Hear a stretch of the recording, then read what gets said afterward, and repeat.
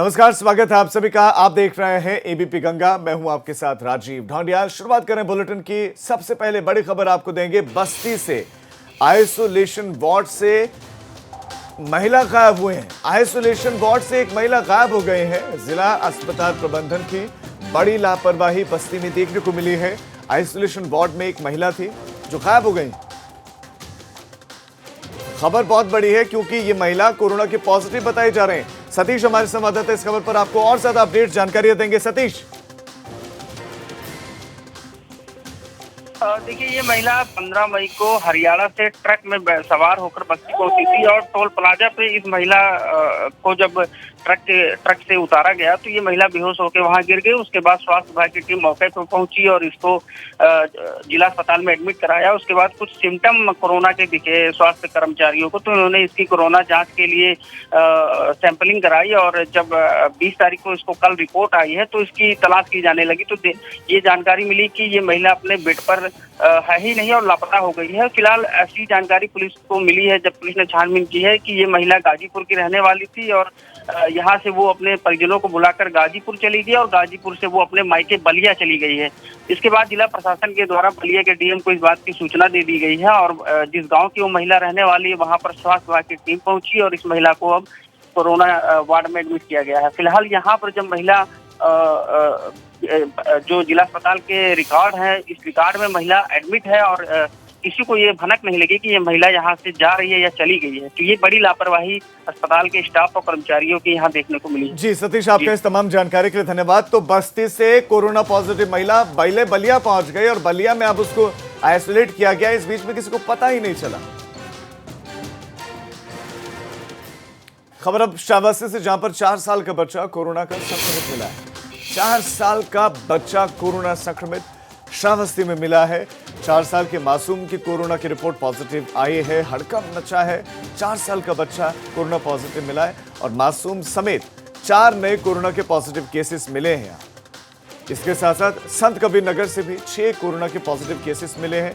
तो 4 केसेस मिले हैं श्रावस्ती से, तो संत कबीर नगर से 6 केसेस आए हैं। श्रावस्ती में एक 4 साल का मासूम भी शामिल है। 4 साल के बच्चे को भी कोरोना हो गया है। तो संत कबीर नगर से 6 केसेस आए हैं।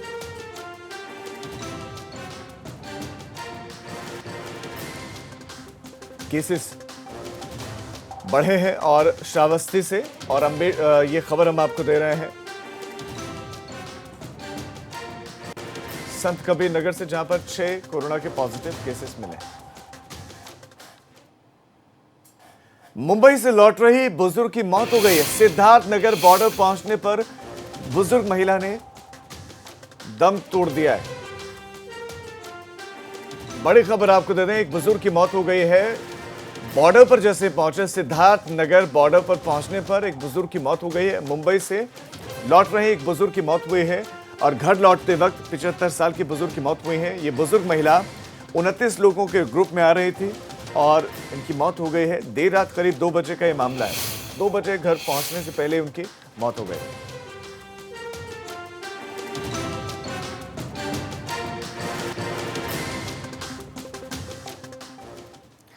पिछले करीब 2 महीनों से भारत में लॉकडाउन है और इस बीच प्रयागराज से जो तस्वीरें सामने आई हैं वो कोरोना काल से भी ज्यादा दहशत भरी हैं।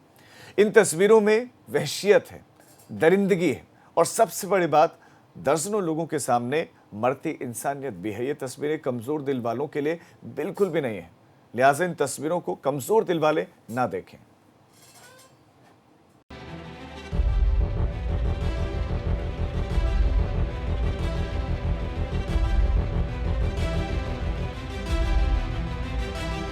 लॉकडाउन के बीच ऐसी तस्वीरें किसी को भी डरा सकती हैं, किसी के भी जहन में सिहरन पैदा कर सकती हैं। इस शख्स पर पड़ रही एक एक लाठी इंसानियत का कत्ल कर रही है और लोगों के अंदर छिपी वहशियत को दिखा रही है। खेतों पर पड़े एक शख्स पर कई लोग लाठियों से वार पर वार कर रहे हैं। न किसी को उसकी जिंदगी की फिक्र है और न ही किसी को कानून का डर। खेतों के बीचों बीच दर्जनों लोगों की मौजूदगी में वहशियों ने एक नहीं बल्कि 3 लोगों को सरेआम मौत के घाट उतार दिया। लेकिन किसी के अंदर की इंसानियत नहीं जागी, किसी के ज़मीर ने वहशियों का सामना करने की ताकत नहीं दी।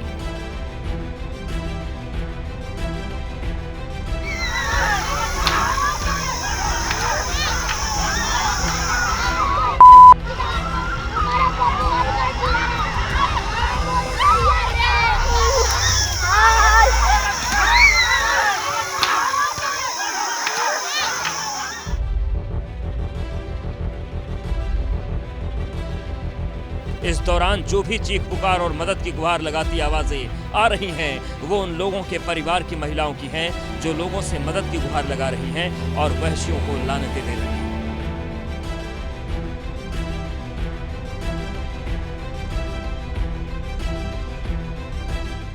प्रयाग में एक थाना है कुराऊं, वहाँ पर सुबह लगभग 12 बजे दो परिवार आपसी परिवारों के बीच में ज़मीन संबंधी विवाद था पुराना, बहुत साल से 40 साल से चल रहा था।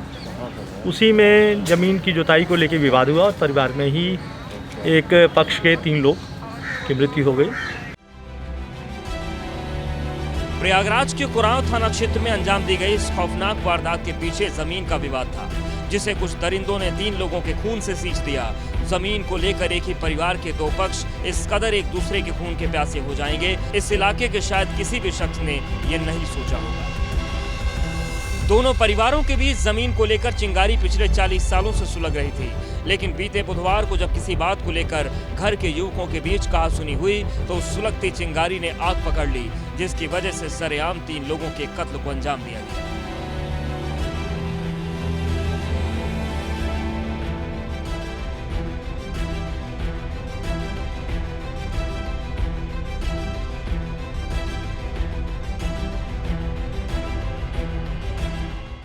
लेकिन उसमें लाठी डंडे से दूसरे पक्ष ने, आक्रामक पक्ष था, उसने लाठी डंडों से मारा।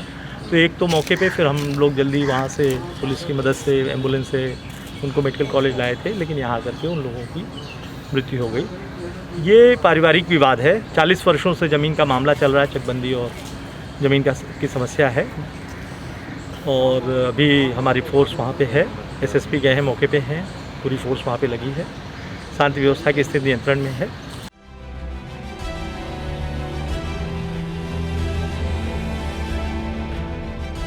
मामूली बात से शुरू हुआ विवाद देखते ही देखते पूरे गांव के सामने संग्राम में बदल गया। दोनों पक्ष के दर्जनों लोग एक दूसरे के सामने आ गए और सभी खून के इतने प्यासे बन गए कि अपने ही परिवार के 3 भाइयों की पीट कर हत्या कर दी। ग्रामीणों की सूचना के बाद मौके पर पहुंची पुलिस ने 10 लोगों को गिरफ्तार किया है।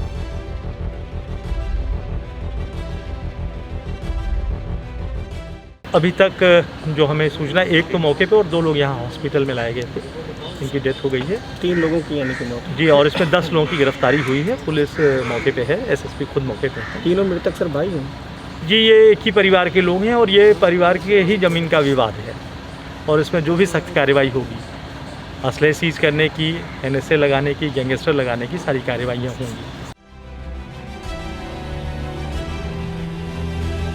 इस विवाद में महिलाएं भी शामिल थी, लेकिन जब हालात भारी पड़ने लगे तो पीड़ित पक्ष की महिलाएं लोगों से मदद की गुहार लगाती दिखी। लॉकडाउन ने बेशक कोरोना से बचने के लिए लोगों को घरों में कैद रखने को मजबूर कर दिया हो, लेकिन ये तस्वीरें बता रही हैं कि कोरोना से भी बड़ी समस्या लोगों की रंजिश है। और ये तस्वीरें गवाह हैं इस बात की कि जब इंसान वहशी बन जाता है तो वो किसी जानवर से कम नहीं होता।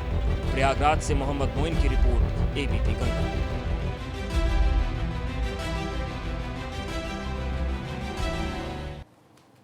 खबर अब ग्रेटर नोएडा से, जहां पर बुजुर्ग की बेरहमी से हत्या कर दी गई, कत्ल किया गया है। बुजुर्ग का बेरहमी से खेत में सो रहे बुजुर्ग की हत्या से ग्रेटर नोएडा में हड़कंप मच गया है। खेत में एक बुजुर्ग सो रहा था और बेरहमी से उसका कत्ल कर दिया गया है।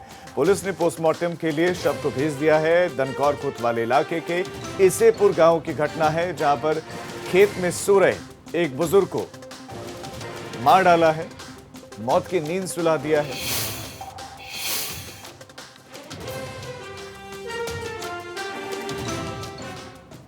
इधर कौशाम्बी में कातिल पत्नी के गुनाह का खुलासा हुआ है। प्रेमी के साथ मिलकर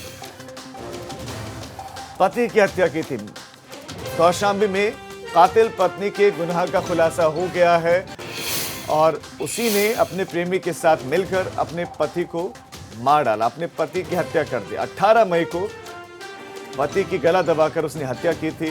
बचने के लिए पट्टेदारों पर उसने आरोप लगाया था। उसके बाद अब खुलासा हुआ है, तो पता चला है कि हत्या करने वाला कोई और नहीं बल्कि पत्नी ही, अपने प्रेमी के साथ मिलकर उसने अपने पति को मार डाला।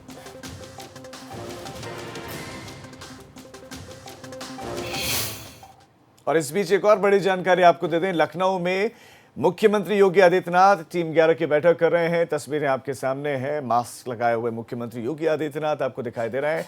रोजाना टीम 11 के साथ मुख्यमंत्री योगी आदित्यनाथ की बैठक चलती है।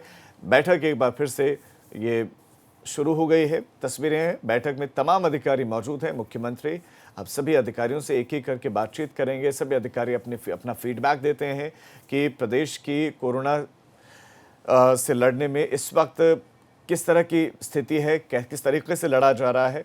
सभी अधिकारी अपनी बातों को रखते हैं। प्रदेश के अलग अलग हिस्सों का, अलग अलग ज़िलों में क्या स्थिति है उसका जायज़ा मुख्यमंत्री लेते हैं, समीक्षा करते हैं कि किस तरह की समस्याएं हैं और केसेस क्यों बढ़ रहे हैं।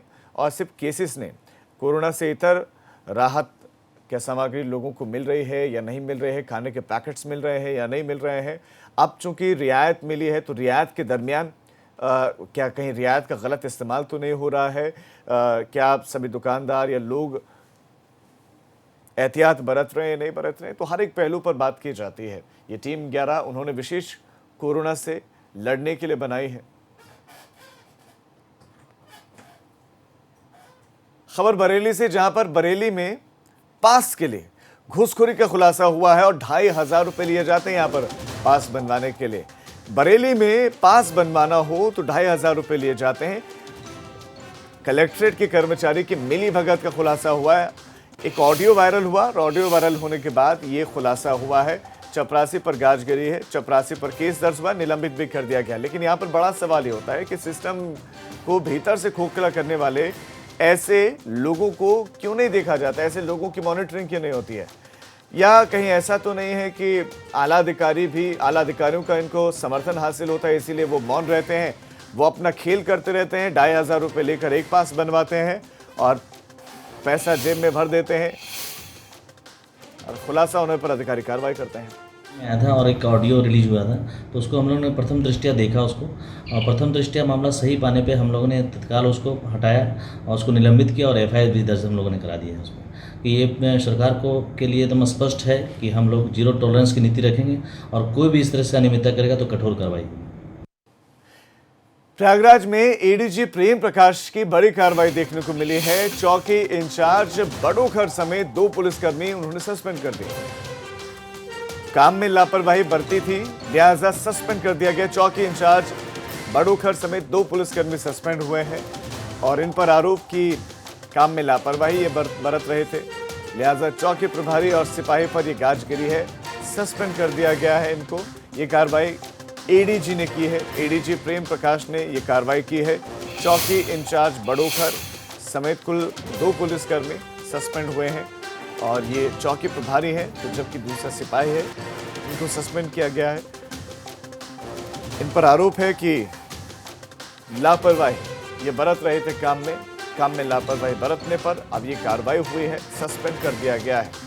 तो सीधा और स्पष्ट मैसेज, काम में लापरवाही बरती जाएगी, गंभीरता से काम को नहीं लिया जाएगा तो फिर कार्रवाई होगी और सस्पेंड किया गया है 2 पुलिसकर्मियों को। पिछले कुछ वक्त में अपराध के मामलों की बात करें तो यूपी में एक बार फिर से अपराध के वाकयों ने कदम बढ़ाया है, जिसमें शोहदों की छेड़खानी की वारदातें सबसे ज्यादा हैं। मथुरा जिले में छेड़खानी का एक ऐसा ही वीडियो सामने आया है जहां पर शोहदों की दबंगई की पूरी कहानी ये वीडियो अपने आप में कह रहा है। ये शोहदे सभ्य समाज के लिए किस तरह नासूर बन रहे हैं, इस वीडियो को देखकर आप खुद जान जाएंगे।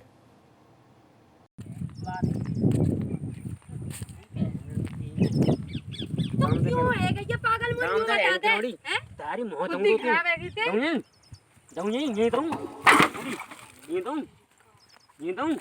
हैं तारी फोड़ आदमी आ रहे हैं, ये बहन दाम खाने में डर ना लगो तो है, खाने में डर लग रहा तो है। जना पिट के ब्याह पर गई है। ये भी बात नहीं, ऐसे बात पंकज मिलो मैं, ठीक है ना, ताई फोड़नी है अभी ये साफ ले नहीं ले जा मैं पंकज गिरवाई नीचे जा। मैंने तो ते कहा कही होते नंते कहता आ रहा हूं, ठीक है मैं तो आते कहा कह रहा हूं तू शांत रहियो, ठीक है ये समझ रहा है ना, तू जा पीटने मोरा पीट सके अरे आके नहीं साथ के तो घूमे 2.5 लाख दे दे वो, ठीक है ना, 2.5 लाख दे दे। ये तस्वीर सभ्य समाज के मुंह पर तमाचा है। ये तस्वीरें आईना है उस व्यवस्था की जो लड़कियों की हिफाजत का दंभ भरती है। मथुरा की इन तस्वीरों की कहानी किसी फिल्म से कम नहीं है। वायरल वीडियो में फिल्म की तरह ही ये दबंग सरेराह इस लड़की का रास्ता रोकता है, फिर शुरू कर देता है बदसलूकी। अचानक से सामने इलाके के दबंग को देखकर वहां पर मौजूद हर शख्स खामोश रह जाता है। लड़की भी सहम जाती है, लेकिन आरोपी दबंग उस पर अपने रुआब दिखाने में कोई कमी नहीं छोड़ता। तुम क्यों है ये पागल मुझे क्यों बताते हैं? तारी मौत बुद्धि खराब है किसे?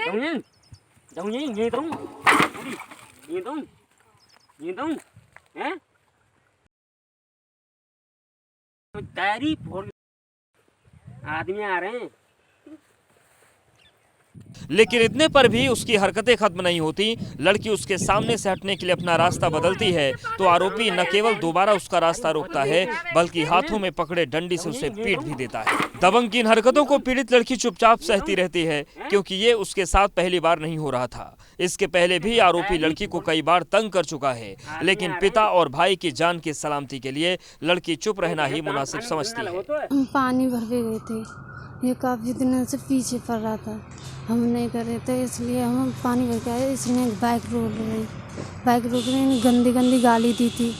गंदी गंदी गाली देकर फिर मैंने कुछ नहीं कहा। उसने मेरी बहन से और भी महिलाएं थीं उस वीडियो में, उन्होंने तुम्हारा बचाव नहीं किया तुम्हें काफ़ी दिन हो गए। तुमने मम्मी पापा को नहीं बताया इस बात को? मम्मी धमकी देता है मेरे भाई के और बाप की, मार दूंगा, मारने की धमकी देता है। काफी देर तक बीच रास्ते चल रही इस दबंगई को वहीं पर खड़ी पीड़िता की छोटी बहन भी देखती रहती है, लेकिन जब उससे बर्दाश्त नहीं होता तो वो युवक से उलझ जाती है, जिसके बाद आरोपी दबंग पीड़िता की छोटी बहन को भी गालियां देता है।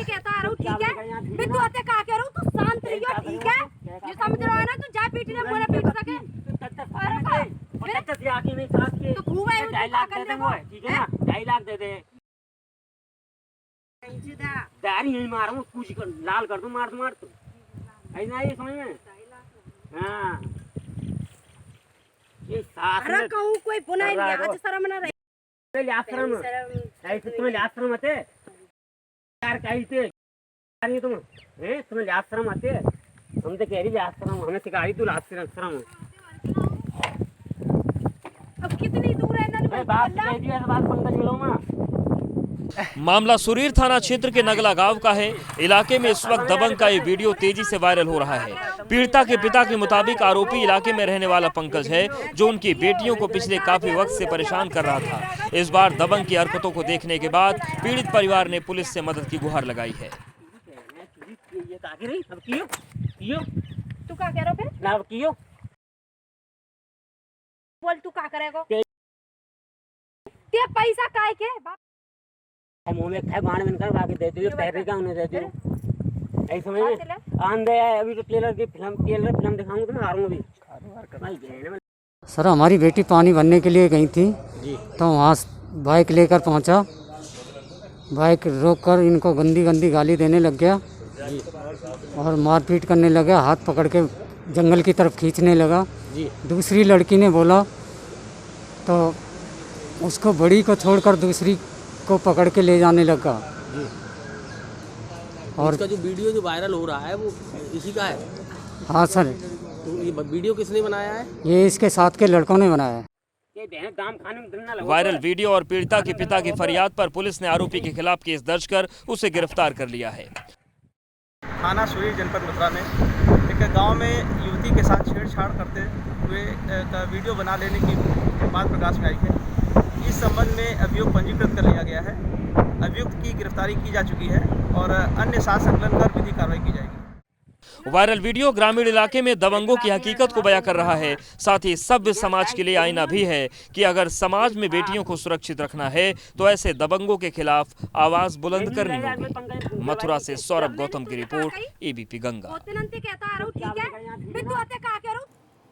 चलिए फिलहाल एक छोटे से ब्रेक के लिए हम रुक रहे हैं।